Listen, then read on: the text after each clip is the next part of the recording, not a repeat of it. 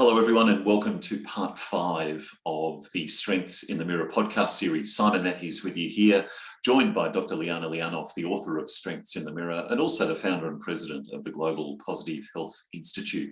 And we're going to spend some time today digging into character strengths and the idea of what character strengths are and how we can use them and harness them for our own health and well-being, and of course the benefit of those around us.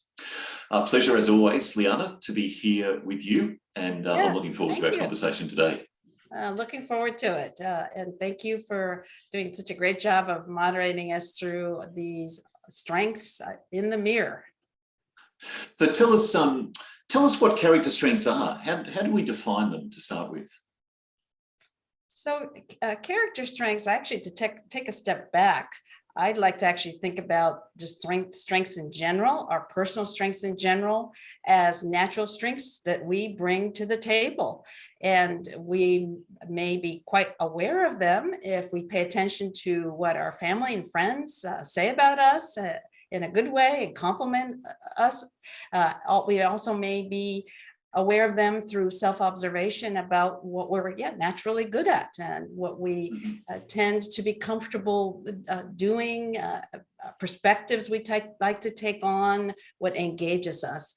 And so that's a great place to start, but in general about how to use what we're good at, what comes naturally to be successful in life and in our health and health behaviors.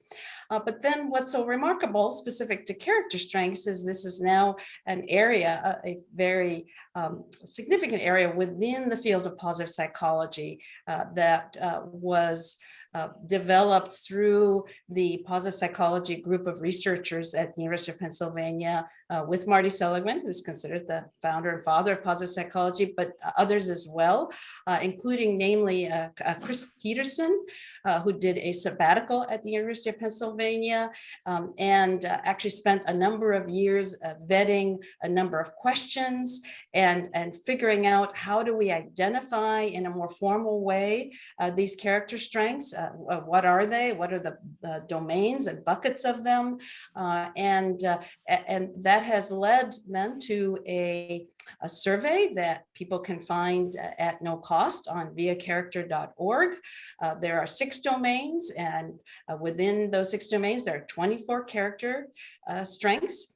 And when you answer those questions, you get a little report back that tells you which are your signature strengths, which are your top character strengths. Now, I should also say that we all use all of these character strengths. It's just that some of these come more naturally than others. And again, they've chosen to use the term signature strengths. And then there's now really blossomed this field of character strengths where various researchers and publishers and practitioners are looking at how, when we're aware of and use these character strengths, what we can achieve in life for ourselves, professionally, personally, for health and well-being.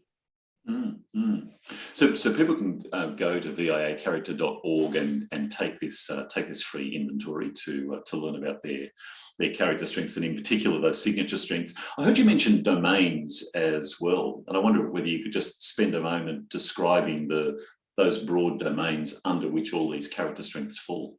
Yeah, absolutely. There's the wisdom domain, the courage domain, humanity domain, justice, transcendence domain, and the temperance domain. And it's, I mean, the thing that stands out to me straight away very clearly is the very strong influence of Stoicism and the Stoic school of philosophy in this. And of course, Stoicism is based on those 4 principles of wisdom, courage, justice, and temperance. They're all represented in those domains with the addition of a couple of others.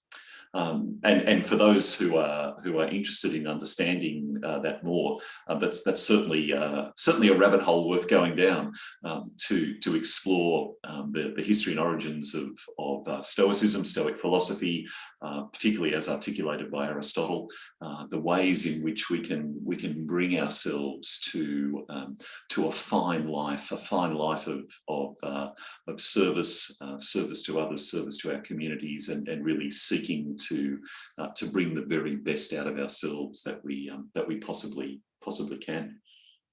Yes, and what I also love about it, certainly positive psychology is about exactly that, doing what we can to, in terms of our habits, our activities, the way we view the world, the way we interact with the world, and that can include our character strengths, to be our best selves. But what I also like about this construct of being aware of our strengths, in particular character strengths, is that it's something then we can fall back on when times are tough.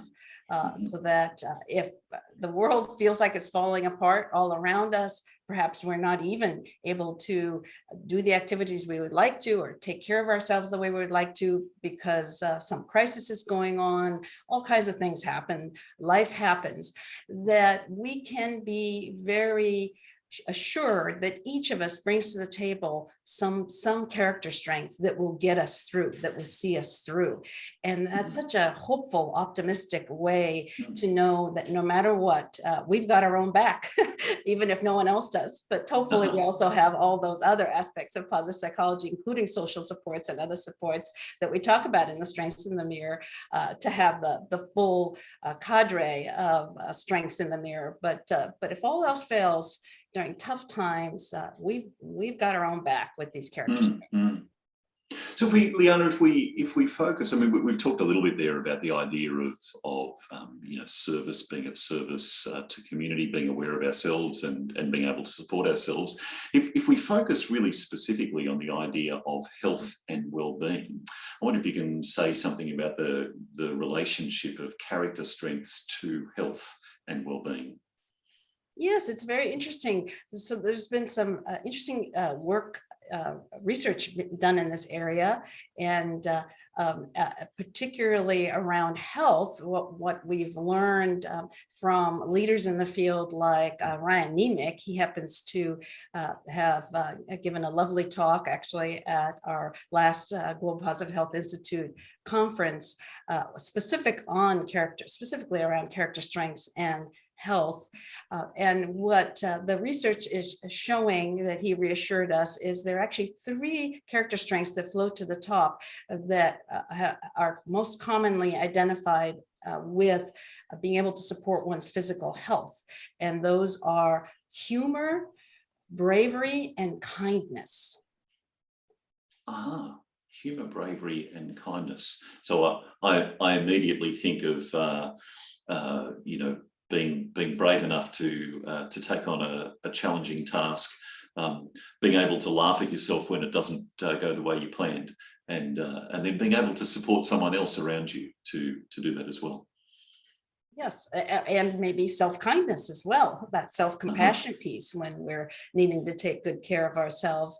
And I also think about, again, if someone is feeling that they are facing some rough times specifically to their health, maybe they have some medical illness, you can then imagine how those 3 can also be helpful, particularly the humor, and particularly the bravery, but possibly even in terms of needing to do what we need to do to take care of ourselves, to treat our disease or illness out of kindness and thoughts, and possibly love. And that's another character strength for those around us who are impacted by our illness and care about us. And it's kind of an interesting way of that if I'm kind to myself, I'm also by taking good care of myself and doing what I need to do for health behaviors and treatments that are required, that I will be more healthy, more energetic, more vital, and be available in a kind way for those I love. How can we, if we think about the actual process of engaging in behaviour change, and in particular health behaviour change, so moving towards healthier behaviours, what are the mechanisms that we need to be thinking about here? How do we actually harness these to do that? We can harness any character strengths in creative ways to help us with healthy behaviors. But the ones that sort of are more common sense and that we probably all need to rely on to one extent or another, as you can imagine, are self-regulation and prudence. As we're making wise choices towards our health and how we behave, how we regulate our behaviors. If those strengths come naturally, our signature strengths, we can certainly harness them there. But all of us, regardless of our signature strengths, our top strengths, can probably fall back on those two.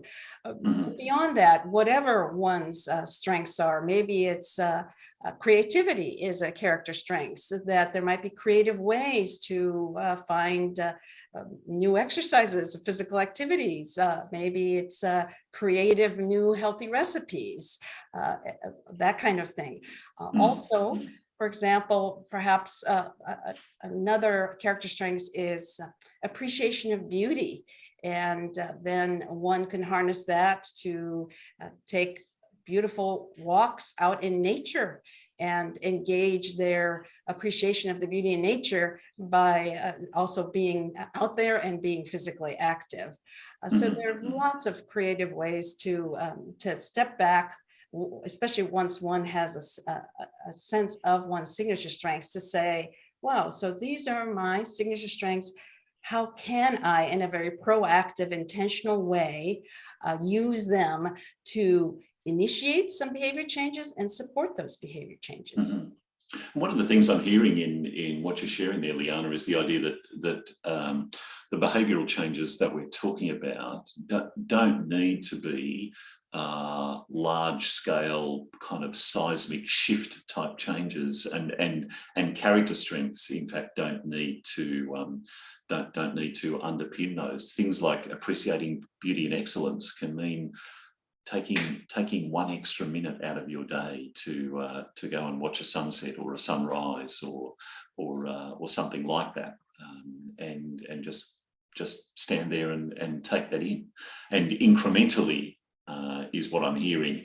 Over time, when we do more and more of those sorts of things, we're contributing more and more overall to the equation that goes to make up our health and well-being.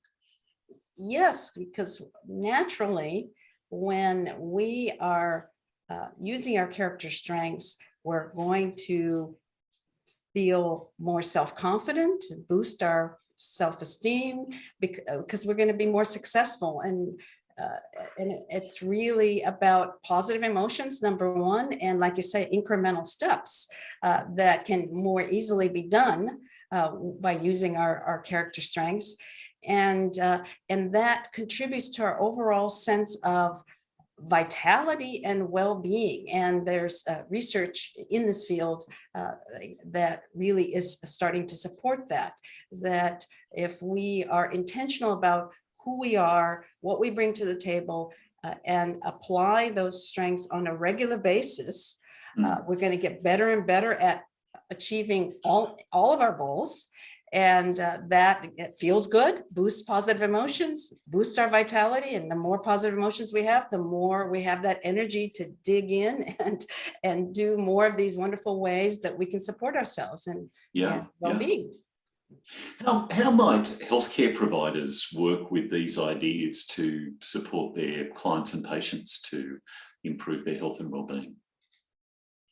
Yes, I think that this area is ripe for health practitioners who may not have a lot of time, but want to give a little extra to their patients in a natural dialogue to have this open conversation with their patients, even briefly, and say, wow, okay, maybe you're struggling with this particular behavior or treatment plan. Have you thought about, what you bring to the table naturally that will make this process easier? and then direct them to via character.org or to take that formal survey. Or even if the patients aren't quite there yet, just to make them step back and reflect on what they may already know about themselves, or go around and ask family and friends and people who know them well, and then say, oh yeah, of course, yeah, this is what I bring to the table. It's a very hopeful, optimistic approach, because now I've got some extra tools in these tool sets to apply it towards my health and well-being. Mm-hmm.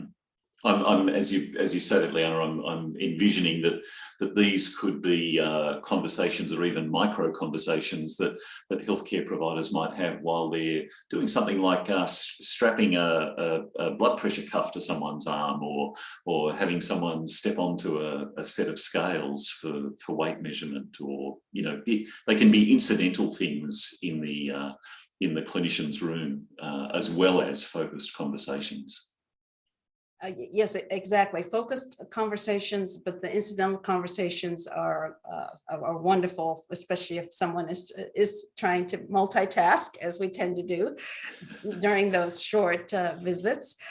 Is absolutely right. And for practices that are looking to more systematically or formally incorporate elements of positive psychology into their overall practice flow, there might be something on their website, something on the assessments, to be more creative, even creative strengths lists rather than just problem lists that they can start to ask patients to help them develop, and check in on those strength lists as well as the problem lists from time to time, and in the follow-up conversations. It's a way of revolutionizing how we are practicing healthcare, so that our patients will be more successful, and in turn we'll be more successful with them. And that's a bit of what the GPHI is all about. Clearly, we need more research in this area. How can you do this from a practical sense? Will it work, etc. But at least we're getting the idea out there and getting people thinking about it, and maybe making those tiny incremental changes. And perhaps over time we'll have some research to prove that this is a great way to practice medicine. Yeah. Liana, you mentioned those three character strengths that seem to correlate quite strongly with movement towards health and well-being: bravery, humour, and kindness. That aside, is there a particular combination of strengths that we should all be aiming for? Is there an ideal set of strengths that makes for the best possible life, or do we need to think differently? That's a wonderful question, and my initial thought is, because I don't know that anyone's answered that, I'm not aware of a set of absolute best strengths and signature strengths, but my sense is that no, of course there isn't, that any combination of strengths is good. What really sets that apart in terms of success is that we are aware of these strengths and intentionally and regularly using them. And as I hear you say that, Liana, I'm thinking also that the importance of that pillar of lifestyle medicine that we often hover on, which is social connectedness. So our character strengths, of course, are not just for ourselves, but ideally we use them in community. And my particular combination alongside your particular combination, alongside the combinations of our friends, our relatives, our associates, and so on, mean that together we're likely to bring a formidable set of character strengths to any situation that we might encounter in our lives. Wonderful. Together stronger. I love that, Simon. And we can make a stronger team by bringing those different signature strengths to solve a problem, create a project, do anything we want to do. So I'm thinking I've got my personal trainer hat on now, which was a past life for me, and thinking about working with someone in a gym to build strength, which of course is what you do, and in a gym we focus on different muscle groups at different times, and sometimes we focus on what we call compound exercises that work all the major muscles at once. The purpose of that, of course, is to support people to strengthen up areas that are not as strong as others. Can we do that with character strengths? Can we deliberately focus on a particular character strength and increase and build our capacity, or do we just have what we have? As I mentioned, great question. And as I mentioned earlier, we all use all 24 of these character strengths. Just those top signature strengths come more naturally. The others take a little more effort and practice, but we can certainly boost them. Maybe they won't be quite as strong as our top strengths, but we need them. In fact, we need all 24 to be successful in life. So why not? And when the occasion calls for it, say, I'm going to work at really increasing this particular character strength because it's going to help me achieve a particular goal. And if we go back to health behavior change, for example, self-regulation is a good one that maybe we all need a little extra practice in to help us with that. So in the same way as fitness trainers say, don't ever miss leg day, we need to be saying, don't ever miss self-regulation day. Love that. Yeah. Liana, thank you for this lovely walk through character strengths and supporting us to understand the ways in which we all bring some resources for ourselves. I love that phrase you used about you being your own best, being your own backup, being the person who backs yourself. As well as the idea of working in cooperation with people with whom we're in community, so that we can pool our strengths and work for the best individual and collective outcomes. Don't forget, if you would like to learn some more about your own character strengths and you haven't yet, viacharacter.org is the website to go to. You can take a free inventory there that will give you some insight into your signature strengths, and the way in which your character strengths are at work in your own life. Liana, thank you again. Always a pleasure, and look forward to our next conversation. Don't forget the Global Positive Health Institute, positivehealth.world, if you would like to learn more about the sciences of positive psychology and lifestyle medicine. Yes, thank you, Simon, for having this chat with me on character strengths and helping me with this whole series on strengths in the mirror. And thank you to our audience for joining us. We do look forward to seeing you next time. And we are now also posting these podcasts on our YouTube channel. So please check that out as well and subscribe. And till next time, take care, everybody. Bye-bye.